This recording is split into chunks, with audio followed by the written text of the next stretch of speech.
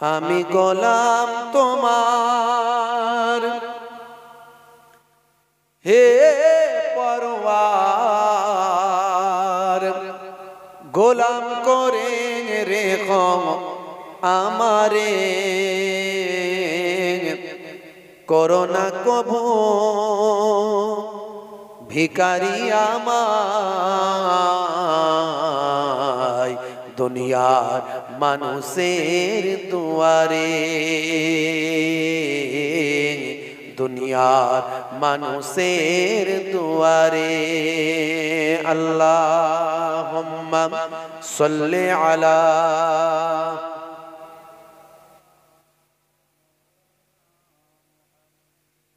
ওয়া আলা আলিহি।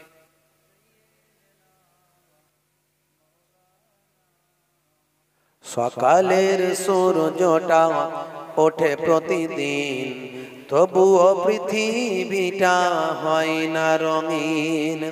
সকালের সূর্যটা ওঠে প্রতিদিন, তবুও পৃথিবীটা হয় না রঙিন। হতাশায় কালো মেঘ ছেয়ে গেল ঘর, হতাশায় কালো মেঘ ছেয়ে গেছে ঘর। এখানে নাই না কেহ কারো খবর, কারাগার যে দুঃখ যাতনার জিন্দা কবর, কারাগার যে দুঃখ যাতনার জিন্দা কবর। আল্লাহুম্মা সাল্লি আলা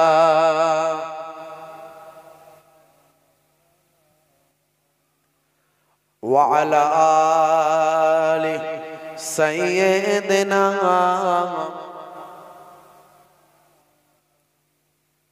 জন্ম আমার নবীর যুগে হলে কেমন হতো, জন্ম আমার নবীর যুগে হলে কেমন হতো।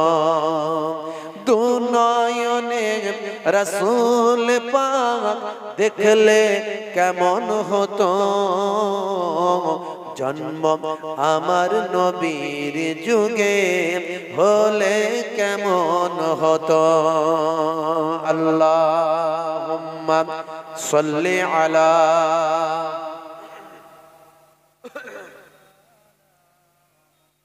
ওয়া আলা আলিহি।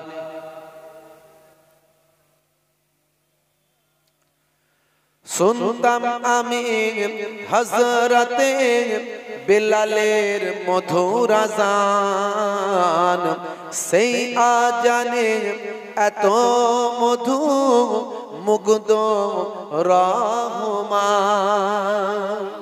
জোরে হবে না? আর জোরে হবে না?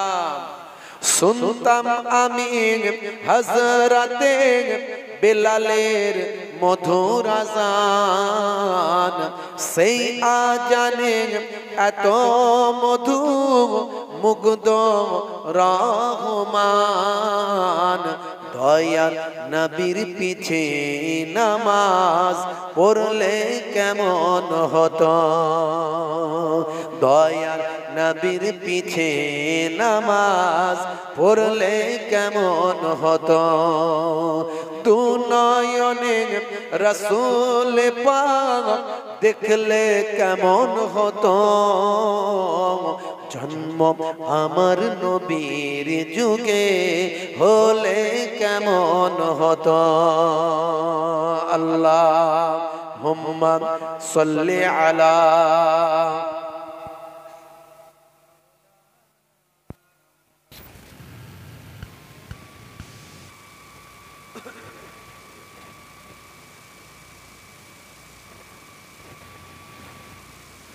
وقال الله تعالى في كلامه المجيد والفرقان الحميد وإذ قال ربك للملائكة إني جاعل في الأرض خليفة قالوا أتجعل فيها من يفسد فيها ويسفك الدماء ونحن نسبح بحمدك ونقدس لك قال إني أعلم ما لا تعلمون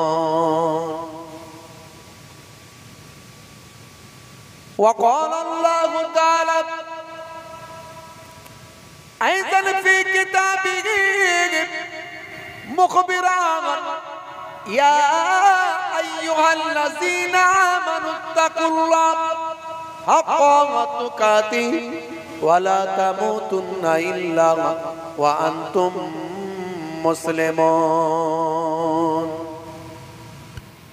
وقال النبي صلى الله عليه وسلم سبع تجري للعبد بعد موته وهو في قبره من علم علما أو كسر نهرا أو حفر بيرا أو غرس نخلا أو بنى مسجدا أو ورث مصحفا أو ترك ولدا يستغفر له بعد موته إلى آخر الحديث أو كما قال عليه الصلاة والتسليم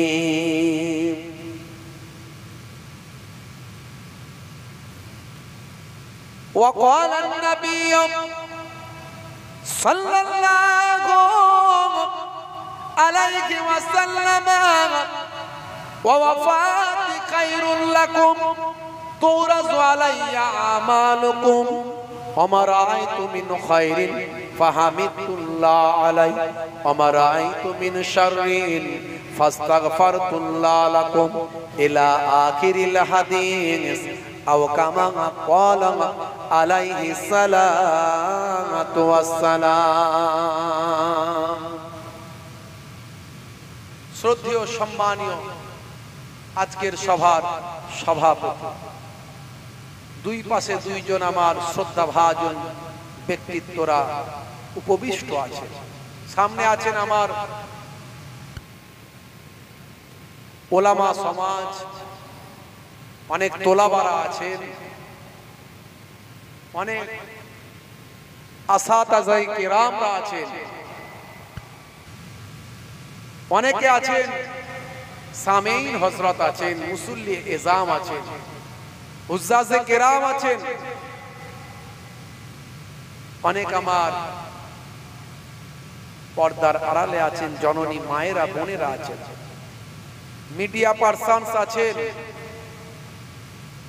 মাইক্রোফোনের আওয়াজে কান লাগিয়ে আছেন জাতি ধর্ম বর্ণ নির্বিশেষে শ্রোতা বন্ধুরা আছেন প্রত্যেককে ফুরফুরা দরবার শরীফ ছোট হুজুর পীর কেবলা রহমাতুল্লাহ আলাইহির মেয়ে ছেলে নাতি হিসাবে এবং মায়াপুর পীরনগর শরীফ হুজুর পীর কেবলা রহমাতুল্লাহ আলাইহির ছেলে ছেলে পৌত্র হিসাবে দুই দরবারের দুই খানদানের মেহমান হিসাবে মুসাফির হালাতে আপনাদের খেদমতে এসেছি আমি মোহেবুল্লাহ হুসাইনি আমার হরিণখোলা দরবার শরীফের পক্ষ থেকে প্রত্যেককে আন্তরিক সালাম শুভেচ্ছা ভালোবাসা জ্ঞাপন করি আল্লাহ পাকের রহমত সমস্ত ঈমানদারির উপর হোক জোরে বলুন আল্লাহুম্মা আমিন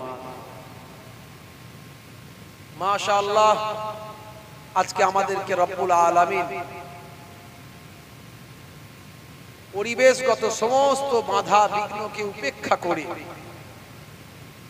এই গাছতলার নিচে ঠান্ডাকে সরিয়ে রেখে চটের উপর বসে বসে জিকরুল্লাহ জিকরুন নবীর কিছু কথা শোনার তৌফিক দিয়েছেন পৃথিবীর শ্রেষ্ঠ জায়গা জান্নাতের বাগানে আমার আল্লাহ এর জন্য রব্বুল আলামিনের দরবারে আমরা শুকরিয়া আদা করে বলি আলহামদুলিল্লাহ আমি সব জায়গায় বলি আজও বলছি ওয়াজ বেশি শোনার দরকার নাই নিশ্চয়ই বেশি শুনবেন যদি সবটাই নিতে পারে সকাল থেকে ভোর পর্যন্ত ওয়াজ শুনছে তারপরে জিজ্ঞাসা করছে, হ্যাঁ বাবু, এত হুজুরের ওয়াজ শুনলি, কি বুঝলি বল? ওই তো বললাম, পাতা ছড়িয়ে দিয়ে বেরিয়ে গেল। তার মানে কি শুনলি আর কি বুঝলি বল? যে ওই তো আবার জিজ্ঞাসা করছো, ভাই বললাম তো, পাতা ঝরিয়ে দিয়ে সব বেরিয়ে গেল। বলে কোন হুজুর কেমন ওয়াজ করলো? বলে সব হুজুরই ভালো ওয়াজ করলো, একটাও কিছু মনে নেই। হুজুর তুই যত বলবি বল, আমি কান করেছি হাওড়ার পোল, এদিক দিয়ে ঢুকবে আর ওদিক দিয়ে বেরিয়ে যাবে। ও শোনার থেকে 1 ঘন্টা শোনা অনেক ভালো। কে বলছেন? আমার রাসূল বলছেন, দয়ার নবী বলছেন, 1 ঘন্টা শোনার মতো শোনো, বক্তার মতো বক্তব্য দাও, এমন বক্তা যার বক্তব্য শুনলে তোমার নাফা হাসিল হবে, সেই বক্তার মতো বক্তব্য শোনো। আর শ্রোতার মতো শ্রোতা শোনো। যদি শ্রোতার মতো শ্রোতা হয়, বক্তার মতো বক্তা হয়, আমার নানা ছোট হুজুরের কথা নয়, আমার দাদা পীরনগর হুজুরের কথা নয়, কথাটা হলো দয়ার নবীর কথা। রাসূলুল্লাহ সাল্লাল্লাহু আলাইহি ওয়াসাল্লাম বলছেন, তাদারিসুল ইলম, ইলমের দর্স নাও, ফিল লাইলে, রাতের বেলা, সাআতান, 1 ঘন্টা, 1 ঘন্টা ইলমের দর্স নাও রাতের বেলা। যদি দর্সের মতো দর্স হয়, ওয়াজের মতো যদি ওয়াজ হয়, এখন যদি আমরা সেই ওয়াজ করি, কোরআনের একটা সূরাকে নিয়ে ব্যাখ্যা করি, সেটাকে নিয়ে আনুষঙ্গিক আলোচনা করি, এই যে শ্রোতারা মুখের দিকে তাকিয়ে বসে আছে, কে ডান দিকে কাত হয়ে ঘুমাবে, কে বাম দিকে কাত হয়ে ঘুমাবে, কে সামনের দিকে ব্যাক গিয়ার দেবে, কে পেছন দিকে ব্যাক গিয়ার দেবে, কোনো ঠিক নাই। এই জন্য আমাদেরকে সব রকম মিলিয়ে ঝুলিয়ে ওয়াজ করতে হয়। কারণ শ্রোতা অনেক রকমের, কেউ কোরআন শোনার শ্রোতা আছে, কেউ হাদিস শোনার শ্রোতা আছে, কেউ গল্প শোনার শ্রোতা আছে, কেউ হেকায়েত শোনার শ্রোতা আছে, কেউ বাস্তব শোনার শ্রোতা আছে, কেউ বিজ্ঞান শোনার শ্রোতা আছে, কেউ আবার ইতিহাস থেকে কিছু বললে তার ভালো হয়, কেউ বলছে একটু জেনারেল নলেজ থেকে বললে ভালো হয়। শ্রোতা কত রকম আছে বুঝতে পারছেন? যে বক্তাগুলোর মার্কেটে দেখছেন না, তারা সব রকম 5 মিশালি ওয়াজ করে বলি তাদের আপনি দেখতে পাচ্ছেন। একরকম ওয়াজ করলে তাকে খুঁজে পাওয়া যাবে। যখন এই কমিটির লোক বলবো অমুক হুজুরকে আনতে হবে, ওই কমিটির লোক বলবে ওই ইতিহাস কিছু বলে না, ও হুজুর চলবে না। আবার ওই হুজুর বলবে, ওই কমিটির লোক বলবে ওই হুজুরকে নিয়ে এসে উনি বিজ্ঞান থেকে কথা বলে, ওই হুজুর আবার কোরআন হাদিস থেকে বলে। বুঝতে পারছেন? যেটুকু হচ্ছে সেটুকু হবে না। আপনি বলবেন বাংলাদেশে এরকম হয় কি করে? বাংলাদেশের ভৌগোলিক পরিবেশটা আলাদা, আর ইন্ডিয়ার ভৌগোলিক পরিবেশ আলাদা। সব জায়গার হাওয়া পানি একরকম নয়। ওখানে স্টেজে, বাংলাদেশে স্টেজে হুজুরকে তরোয়াল নিয়ে, কাস্তে নিয়ে, কাটারি নিয়ে কাটতে ওঠে মাঝে মাঝে, দেখেছেন তো? দেখেছেন? এখানে কোনোদিন এরকম ঘটনা ঘটেছে নাকি? ঘটেনি এখন, সেই পরিস্থিতি তৈরি হয় না। আমরা এখানে ভৌগোলিক পরিবেশটা অন্যভাবে তৈরি হয়েছে। তাহলে এখানে যে ওয়াজটা চলবে সেই ওয়াজটা বাংলাদেশে চলবে না, আবার বাংলাদেশের বক্তারা এখানে এলে সেই মার্কেট করতে পারে। এই জন্য কিছু কেমন শ্রোতা বলে, হুজুর শুধু আয়াত দিয়ে দিয়ে ওয়াজ করুন না, আয়াত দিয়ে দিয়ে শুধু ওয়াজ করুন। আমরা যদি শুধু আয়াত, ভাই 1 ঘন্টা ওয়াজ করতে গেলে 4-5 ঘন্টা 6 ঘন্টা পড়াশোনা করে আসতে হয়। পড়াশোনা না করলে ওয়াজ করা যায় না। এখন মনে করুন আমি পড়াশোনা করে এসে 2 ঘন্টা শুধু আয়াত দিয়ে দিয়ে তাফসীর করতে লাগলাম, সূরা ফাতিহার তাফসীর, আয়াতুল কুরসির তাফসীর করতে লাগলাম, এই বোঝার লোক আছে? আমার দিকে পা করি চিৎপাত পোকাত হয়ে যাবে। কথা ঠিক না ভুল? এই যে কটা শ্রোতা দেখছি আর থাকবে না, বলবে এই ওয়াজ বাদ দিয়ে চ ঘরে যায় ঘুমাই, তাহলে সেই শ্রোতা আছে কম। এখানকার ভৌগোলিক পরিবেশটা আলাদা। আবার যদি শুধু বিজ্ঞান বলি, সেই বিজ্ঞান বোঝার লোক কজন আছে? সেই বিজ্ঞান বোঝার লোক কজন আছে? H2O 2 ভাগ হাইড্রোজেন 1 ভাগ অক্সিজেন, এগুলো কি? What is this? এটা কি? হাইড্রোজেন আর অক্সিজেনকে একত্রিত করলে কি হয়? নিউটনের সূত্রগুলো কি আছে? আপেক্ষিক সূত্র সেখানে কি বলা হয়েছে? কেন আপেল গাছ থেকে ফলটা নিচে পড়লো, উপরে উঠে গেল না? মাধ্যাকর্ষণ শক্তিটা কোথা থেকে এলো? কে দিয়েছে? এই সব যদি শুরু করা হয়, এই কি বলছে রে, হুজুর কি বকছে, এই হুজুর কি বকছে, কানে কানে গিয়ে বলাই তো হুজুরকে একটা ঘটনা বলতে। ভৌগোলিক পরিবেশটা আলাদা, এক নানা মনির নানা মত, নানা শ্রোতা নানা বক্তব্য। ভাইরা আমার, তরুণ যুবকেরা আমার, মূল কথা হলো যে বক্তব্যের দ্বারা আমরা হেদায়েত হব এমন বক্তব্য আমাদের দরকার। কথা ঠিক না ভুল? আর ওয়াজকে যদি অনুষ্ঠান মনে করে, যে জলসা মানে একটা অনুষ্ঠান, একটা মেলা, একটা আনন্দ, ঘরের মেয়েরা লাল শাড়ি, লাল টিপ, লাল আঁচল মাথায় থাকুক আর গায়ে থাকুক, দেখার দরকার নেই। ওই পরে বেরোলো আর ঘরে গিয়ে বাইরে থেকে ফুচকা খেয়ে ঘরে চলে এলো, দারুণ হচ্ছে। ওই জলসা দেওয়ার থেকে না দেওয়া ভালো। 5টা পাড়ার মেয়েরা এক কাছে, 5টা পাড়ার ছেলেরা এক কাছে ফুচকা খাচ্ছে, ফোন নাম্বার দিচ্ছে আর নিচ্ছে। আর ঘরের বাচ্চারা গিয়ে কি করছে, ওই যে একটা এখন কি লাপানো একটা কি বেরিয়েছে না, জাম্পিং মেশিন, হ্যাঁ ওই জাম্পিং এ জাম্প করছে। আর মিকি মাউসে শুধু ঝাঁপ দিচ্ছে। আরে ভাই, এটা জলসা হচ্ছে না মেলা হচ্ছে? মেলা হলে মেলাই করো, জলসা দিও না।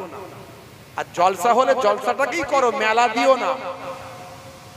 এই জলসার নাম করে মেলাবাজি করে মেলায় যে গোনাটা হচ্ছে, গোনায় কাবিরা হয়ে যাচ্ছে, এর দায়টা কে নেবে? হুজুর এসে ওয়াজ করলো, দুটো ঘটনা বলে দিয়ে মোটা টাকা নজরানে বেরিয়ে গেল। হারাম হচ্ছে না হালাল হচ্ছে আমার দেখার দরকার নাই, এর দায়টা হুজুরকেও নিতে হবে আর কমিটির লোককে তো 100% নিতে হবে, কারণ তাদের কারণে এইসব জিনিসগুলো হচ্ছে। কমিটির লোকেরা টাকা পয়সা খরচা করে গোনা কামানোর জন্য জলসা দিচ্ছে না নেকি কামানোর জন্য? জোরে বলেন, নেকি কামানোর জন্য। তার জায়গায় যদি গোনা হয়ে যায় কি হবে?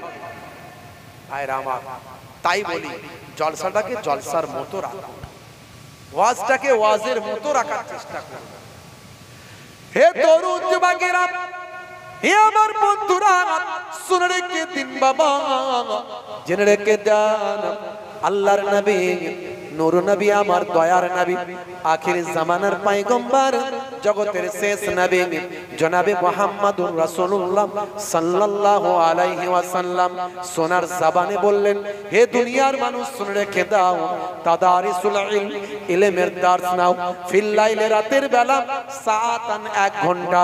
যদি দার্সের মতো দার্স হয়, ওয়াজের মতো ওয়াজ হয়, লেকচারের মতো লেকচার হয়, বক্তব্যের মতো বক্তব্যটা হয়, আর শ্রোতা যদি মন দিয়ে শোনে, শোনার মতো যদি শোনে, 1 ঘন্টা যদি আলোচনার মতো আলোচনা হয়, হে তরুণ যুবকেরা, হে আমার মুরব্বিয়ানেরা, শুনে রেখে দিন বাবা, জেনে রেখে দিন বাবা, দয়ার নবী বলেন, খায়রুম মিন আহিয়াইহা, সারা জীবন, হে তারা সারা জীবনের যত আমল আছে, নেক আমলগুলো আছে বাবা, নফল আমলগুলো আছে, এই সারা জীবনের নফল ইবাদতের থেকে 1 ঘন্টা দিনের তালিম নেওয়া অনেক বেশি ভালো। জোরে হবে না? আর জোরে হবে না?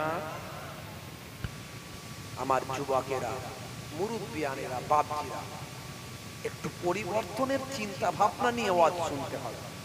যে ওয়াজেতে পরিবর্তন হব আমরা, লাইফ স্টাইল চেঞ্জ হবে। হে তরুণ যুবকেরা, হে আমার বন্ধুরা, শুনে রেখে দিন বাবা, জেনে রেখে দেন, আমার আল্লাহ আপনাকে আমাকে আশরাফুল মাখলুকাত করলেন, সৃষ্টির শ্রেষ্ঠ জীব হিসাবে বানালেন। গরুর থেকে ভালো করলেন, গাধার থেকে ভালো করলেন, ভেড়ার থেকে ভালো করলেন। হে তরুণ যুবকেরা, বাঘের থেকে ভালো করলেন, সিংহর থেকে সম্মানীয় করলেন। হে তরুণ যুবকেরা, হাতির থেকেও সম্মান বেশি দিলেন। একটা মানুষ ইচ্ছা করলে 10টা হাতিকে কন্ট্রোল করতে পারে, একটা মানুষ ইচ্ছা করলে 10টা বাঘকে কন্ট্রোল করতে পারে, কিন্তু 10টা বাঘ মিলে একটা মানুষকে কি কন্ট্রোল করতে পারবে? জোরে বলেন, পারবেন? পারবে না। 10টা হাতি মিলে একটা মানুষকে কন্ট্রোল করতে পারবে না। তাহলে মানুষ আর হাতির মধ্যে তফাৎটা কোথায়? মানুষ আর বাঘের মধ্যে তফাৎটা কোথায়? বাঘের শক্তির কাছে মানুষ পারবে না, হাতির ক্ষমতার কাছে মানুষ পারবে না, কিন্তু মানুষ যেখানে পারবে বাঘ সেখানে পারবে না, মানুষ যেখানে পারবে হাতি সেখানে পারবে না। মানুষের মধ্যে আল্লাহ এমন জিনিস দিয়েছেন যা পৃথিবীর অন্য কোনো মাখলুককে আমার আল্লাহ দেন নাই। সেটা আর অন্য কিছু নয়, সেটা হলো আপনার আমার বুদ্ধি, দিমাগ। সেই দিমাগের দ্বারা আপনি কি বুঝছেন? আল্লাহর ইবাদত করতে হবে না, তাই তো? এই দিমাগে আমরা কি বুঝছি? নামাজ পড়া লাগবে না, রোজা রাখা আমাদের লাগবে না, এই আল্লাহর দ্বীনের যে হুকুমগুলো আছে হুজুররা যা বলে এগুলো সব কোনো ভিত্তি নাই, এসব বলার কোনো এসব কথা মানার দরকারই নাই। এটাই কি দিমাগ বলছে? বুদ্ধিতে কি এটাই বলছে? একবার কল্পনা করুন, যার সৃষ্টি আছে তার স্রষ্টা আছে, যার সৃষ্টি আছে তার স্রষ্টা আছে, যার ক্রিয়া আছে তার কর্তা আছে। কর্তা ছাড়া ক্রিয়া হয় না। হয় ভাই? যেটা বলেন হয়। এই মাইকটা সৃষ্টি আছে, তার মানে আমি না দেখলেও এর স্রষ্টা আছে। আমি দেখিনি কে তৈরি করেছে, কিন্তু আমি জানি, আমার দিমাগ বলছে, বুদ্ধি বলছে এই মাইকটা অটোমেটিক হয়নি। কথা ঠিক না বল? জোরে বলেন। এই যে প্যান্ডেলটা দেখছেন, কে তৈরি করেছে আমি জানি না, কিন্তু প্যান্ডেলটা কেউ না কেউ তৈরি করেছে, কারণ এটা সৃষ্টি হয়েছে মানে এর স্রষ্টা আছে। আর আমরা গতানুগতিক, আমরা আমাদের শিক্ষা জীবন থেকে জানি কর্তা ছাড়া ক্রিয়া হয় না। তাহলে আকাশটা তৈরি করেছেন কে? চাঁদ তৈরি করেছেন কে? সূর্য তৈরি করেছেন কে?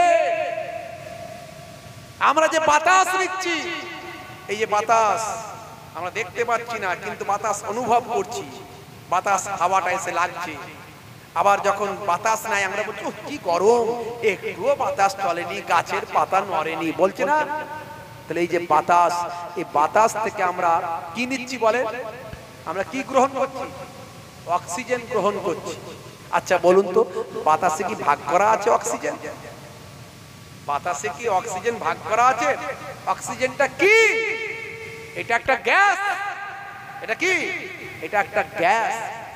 বাতাসে অক্সিজেন পরিমাণ নাইট্রোজেনের থেকে অনেক কম। নাইট্রোজেন 70%-এরও বেশি। বাতাসে যে পরিমাণ গ্যাস আছে তার মধ্যে নাইট্রোজেন 70%-এরও বেশি। তারপরে আপনার আছে অক্সিজেন আছে, কার্বন ডাই অক্সাইড আছে, হিলিয়াম আছে, নিয়ন আছে, আরো ইত্যাদি ইত্যাদি আছে। আমরা যে অক্সিজেনটা নিচ্ছি, আমাদেরকে কেউ কি বাতাস থেকে ফিল্টার করে ঢুকিয়ে দিচ্ছে নাকি? কোনো মানুষ ঢুকিয়ে দিচ্ছে ফিল্টার করে? অটোমেটিক আমাদের ভিতরে আল্লাহর কুদরতি ফিল্টারে সমস্ত কিছু বাতিল হয়ে গেল। নাইট্রোজেন বাদ, কার্বন ডাই অক্সাইড বাদ, হিলিয়াম বাদ, আরো ইত্যাদি ইত্যাদি যা গ্যাস আছে সব বাদ। কেবলমাত্র সেখান থেকে ফিল্টার করে অক্সিজেনটা আল্লাহ আমাদের ভিতরে ঢুকিয়ে দিচ্ছে। জোরে হবে না? আরে জোরে হবে না? কার ক্ষমতা? কোনো মানুষ তৈরি করছে? যারা বলেন পৃথিবীর শ্রেষ্ঠ জীব মানুষ, এটা কি মানুষ তৈরি করছে? হে তরুণ যুবকেরা, হে আমার বন্ধুরা, হে আমার মুরব্বিয়ানেরা, শুনে রেখে দিন বাবা, জেনে রেখে দিন বাবা, বিগ ব্যাং থিওরি বলে একটা থিওরি আছে। ভালো করে রিসার্চ করবেন, জানবেন, আপনারা গবেষণা করে দেখবেন। ভাইরা আমার, তরুণ যুবকেরা আমার, বিগ ব্যাং থিওরি বলে একটা থিওরি আছে বাবা। হে তরুণ যুবকেরা, হে আমার মুরব্বিয়ানেরা, শুনে রেখে দিন বাবা, জেনে রেখে দিন বাবা। এই বিগ ব্যাং থিওরিতে কি বলা হচ্ছে? বিগ ব্যাং থিওরিতে বলা হচ্ছে পৃথিবীতে যা কিছু দেখছো, নবমণ্ডল ভূমণ্ডলে যা কিছু দেখছো, সবকিছুই আসলে একটা বিন্দুর মধ্যে ছিল। এই বিন্দুতে যখন বিস্ফোরণ হলো, বিন্দুতে বিস্ফোরণ হওয়ার সঙ্গে সঙ্গে আকাশ তৈরি হয়ে গেল, চাঁদ সেখানে চলে গেল, সূর্য সেখানে চলে গেল, নক্ষত্ররা সেখানে চলে গেল, উপগ্রহরা সেখানে চলে গেল। হে তরুণ যুবকেরা, জমিনটা জমিনে ছিটকে চলে এলাম, জমিন তৈরি হয়ে গেল, জমিনে পাহাড় তৈরি হয়ে গেল, জমিনে সমুদ্র তৈরি হয়ে গেল, জমিনে নদী তৈরি হয়ে গেল। এটাই হলো বিগ ব্যাং থিওরি। এই বিগ ব্যাং থিওরিতে বলা হচ্ছে এটা একটা ইলাস্টিকের মতো, যেমন কাটার রাবার, রাবারকে বাড়ালে বেড়ে যায়, আবার ছেড়ে দিলে সংকুচিত হয়ে যায়। এমন একটা সময় আসবে, বিগ ব্যাং থিওরিতে বলা হচ্ছে যত কিছু ইলাস্টিকের মতো ছড়িয়ে আছে নবমণ্ডল ভূমণ্ডলে, যা কিছু আছে সব আবার একটা বিন্দু শুরুতে ফিরে আসবে। এর নাম বিজ্ঞানীরা দিচ্ছে big bang, big bang theory. ভাই আমার এটা কিন্তু আজকে একবিংশ শতাব্দীতে গবেষণা হয়েছে। এই একবিংশ শতাব্দীতে বিজ্ঞানীরা এই থিওরিটা আবিষ্কার করেছেন। কিন্তু আল্লাহর কি কুদরত বোঝা বড্ড দায়। হে মুসলমানেরা, আপনি ভালো করে চিন্তা করে দেখুন, আজ থেকে 1450 বছর আগে এই বিগ ব্যাং থিওরিটা আল্লাহর কোরআনে পাওয়া যায়। এত সুন্দর কথা শোনালাম, সুবহানাল্লাহ বলতে পারলেন না। কিসে সুবহানাল্লাহ বলবেন? হে তরুণ যুবকেরা, যদি বলেন হুজুর প্রমাণ কোথায়, আল্লাহর কোরআনে কেমন করে বলা হয়েছে? আমি এর আগে অনেক বক্তব্যের মধ্যে আমি বলেছি, যত বিজ্ঞানের আবিষ্কার বাড়বে তত আল্লাহর কোরআনকে মানুষ সঠিকভাবে বুঝতে পারবেন, তত বেশি আল্লাহর কোরআনের দিকে মানুষ ঝুঁকে পড়বেন। যত বিজ্ঞানের আবিষ্কার বাড়বে, হে তরুণ যুবকেরা, হে আমার মুরব্বিয়ানেরা, দেখুন আজকে যখন বিজ্ঞান এই একবিংশ শতাব্দীতে, ভাই আমার দোস্ত আমার অষ্টদশ শতকের কথা আমি বলছি না, ভাই আমার 19 শতকের কথা আমি বলছি না, বিংশ শতকের কথা আমি বলছি না, আজকে একবিংশ শতকের কথা বলছি। এই একবিংশ শতকে যখন বিগ ব্যাং থিওরি আবিষ্কার হলো, তখন দেখতে দেখতে পাওয়া যায় আল্লাহর কোরআনে 1450 বছর আগে এই বিগ ব্যাং থিওরিটা আমার আল্লাহ জানিয়ে দিয়েছেন। বিজ্ঞানের আবিষ্কার হলে আল্লাহর কোরআন দ্বারা প্রমাণিত হয়ে যায়। যত বিজ্ঞানের আবিষ্কার বাড়বে তত আল্লাহর কোরআনকে বোঝা যাবে। হে তরুণ যুবকেরা, সূরার নাম হলো সূরা আম্বিয়া, আয়াত নাম্বার হলো 30 নাম্বার আয়াতে আমার আল্লাহ রাব্বুল আলামিন জানিয়ে দেন, আওয়ালাম ইয়ারাল্লাযিনা কাফারু আন্নাস সামাওয়াতি ওয়াল আরদা কানাতান রাতকান ফাফাতাকনাহুমা। এই জায়গায় আমার আল্লাহ কি বলছেন? যারা কুফরি করে তারা কিভাবে দেখে না, তারা কি দেখে না যে আকাশ মণ্ডলী ও পৃথিবী মিলেমিশে ওতপ্রোত ভাবে ছিল। তারা আকাশ মণ্ডলী এবং পৃথিবী তারা মিলেমিশে একাকার হয়েছিল। তারা কি দেখে না? যারা কুফরি করে, হে তরুণ যুবকেরা, যারা কুফরি করে, আল্লাহ বলছেন বান্দা শুনে রেখে দাও, হে তরুণ যুবকেরা, হে আমার বন্ধুরা, ফাফাতাকনাহুমা, তারা ছিল মিলেমিশে একাকার হয়েছিল। হে তরুণ যুবকেরা, আমার আল্লাহ কি বলছেন? রাতকান ফাফাতাকনাহুমা, আমি আল্লাহ সেটাকে পার্থক্য করে দিয়েছি, আমি আল্লাহ সেটাকে কি করেছি? তারপর উভয়কে পৃথক করে দিয়েছি। অর্থাৎ আমার আল্লাহ বলছেন আকাশ এবং পৃথিবী সব কিছু মিলেমিশে একাকার হয়েছিল, অর্থাৎ একটা বিন্দুতে তারা ছিল। আমি আল্লাহ সেই বিন্দুকে পার্থক্য করে আকাশ এবং জমিনকে আলাদা বানিয়ে দিয়েছি। জোরে হবে না? জোরে হবে না। যত বিজ্ঞানের আবিষ্কার হবে তত আল্লাহর কোরআনকে বুঝতে পারবে। কিন্তু দুর্ভাগ্য, কোরআন বুঝলেও কোরআন আমরা মানতে পারছি না। মুসলমানের ছেলেরা, যুবকেরা কোরআন নিয়ে রিসার্চ করছে না। বিজ্ঞান বলছে, ভালো করে খোঁজ নিয়ে দেখুন, স্বাস্থ্য বিজ্ঞানীরা বলছে পৃথিবীর বুকে যত জীব সৃষ্টি হচ্ছে সব জীব কিন্তু পানি থেকে তৈরি হচ্ছে। পানি, আপনার আমার জন্মটা পানি থেকে তৈরি হয়েছে, কথা ঠিক না ভুল? বলেন কথা ঠিক না ভুল? শুক্রাণু আর ডিম্বাণু কি পানি না পানি নয়?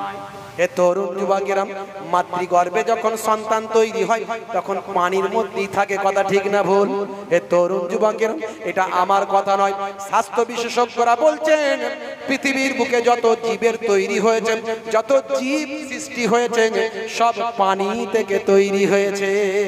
হে তরুণ যুবকেরা, হে আমার মুরব্বিয়ানেরা, এই সূরা মুমিনুনের বা আমার সূরা আম্বিয়ার 30 নম্বর আয়াত আবার আমার আল্লাহ বলছেন, ওয়াজআলনা মিনাল মাই কুল্লা শাইইন হাইয়িন আফালা ইউমিনুন।